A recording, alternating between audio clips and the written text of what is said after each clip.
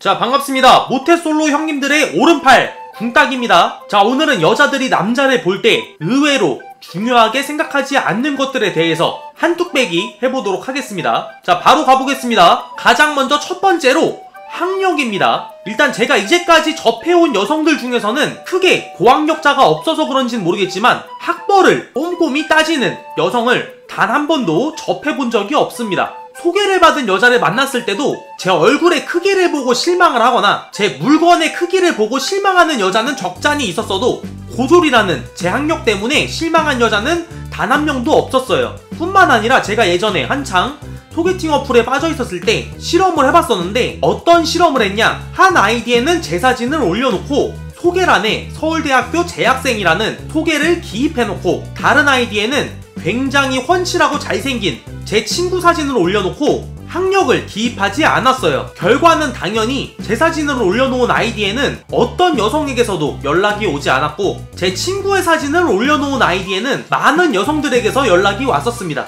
결론적으로 고학력을 갖추고 있는 여성을 만날 게 아니라면 학력은 크게 중요한 요소는 아니라고 생각을 합니다. 저와 가까이 지내는 여성들만 보더라도 하버드를 나온 추남이랑 최종 학력이 초졸인 훈남 중에서 누구를 만나고 싶냐고 물어보면 대부분은 초등학교를 퇴학당해서 졸업장이 없어도 좋으니 덧셈 뺄셈 정도만 할 줄 안다면 훈남을 만나고 싶다라고 하는 정도니까요. 자, 그리고 두 번째는 바로 능력입니다. 제가 아직 나이가 어리기 때문인지는 모르겠지만 제 나이와 비슷한 또래의 여성에게서는 능력적인 부분을 크게 고려하는 여성을 한 번도 본 적이 없습니다. 물론 재력이나 능력이 있다면 어느 방면에서나 무조건 플러스가 되겠지만, 능력이나 재력 부분에서 떨어진다고 하더라도 크게 마이너스가 되지는 않는다는 거예요. 대부분의 제 나이 또래의 여성들은 정말 큰 부나 재력을 갖춘 능력을 바라기보다는 그냥 데이트할 때 크게 부족함이 없는, 김밥 천국은 면할 수 있는 그냥 그 정도의 능력만을 바라는 여성들이 대부분이기 때문에 여자들이 크게 중요하게 생각하는 요소는 아니라고 생각을 합니다. 그래도 남자가 차는 있어야 하지 않냐? 그것도 아닙니다. 운전만 할 줄 안다면 뭐 딱히 필요가 없습니다. 제 친구들은 대부분 차가 없는데 차가 있는 저보다도 훨씬 더 여자를 잘 만나고 다녀요. 차가 없으신 많은 분들이 차가 있어야 여자를 꼬시기 수월하다고 생각을 하시는데 이건 절대 아니에요. 이 여자가 내 첫인상을 보고 마음에 안 들어 하는데 차가 있는 모습을 보고 어머? 이 남자 차를 가지고 있잖아? 갑자기 없던 호감이 생기는걸? 이런 드라마틱한 효과는 절대 없습니다. 외제차라면 모르겠지만요. 그렇기 때문에 내가 차를 사려고 하는 주된 목적이 여자를 꼬시기 위해서다라면 무조건 외제차를 사세요. 국산차로는 여자를 꼬시는데 별로 크게 도움이 되지는 않습니다. 추남이 롤스로이스를 타고 나가서 여자를 꼬시는 것보단 박보검이 소달구시를 타고 나가서 여자를 꼬시는 게 더 잘 먹힌다는 게 팩트예요.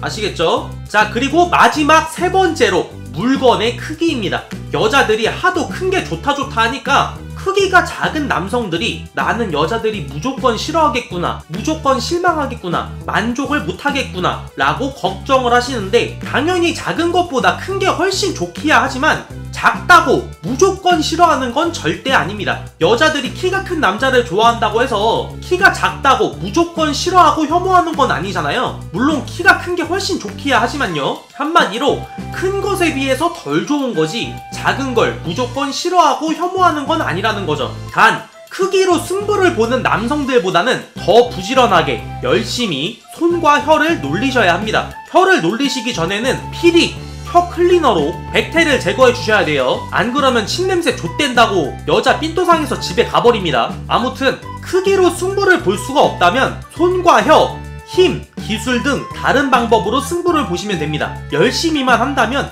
비록 홍콩은 못 보내주더라도 최소 북한은 보내줄 수 있습니다. 그리고 솔직하게 말해서 제 크기에 비하면은 형님들은 작은 걸로 어디 가서 명함도 못 내밀어요. 진짜로 제 물건이 얼마나 아담하고 협소한지 간단하게 설명을 드리면, 이제 제가 일어나서 빤스를 벗고 위에서 아래로 이렇게 내려다보잖아요. 그러면은 이게 안 보여요. 보통은 훤히 잘 보이기 마련인데 제 거는 진짜로 이게 부쉬에 숨어가지고 보이지가 않습니다. 부쉬밖에 안 보여요. 목욕탕을 가면은 간혹 사람들이 내시인 줄 착각할 정도입니다. 소추를 넘어서 거의 뭐 실추죠, 실추.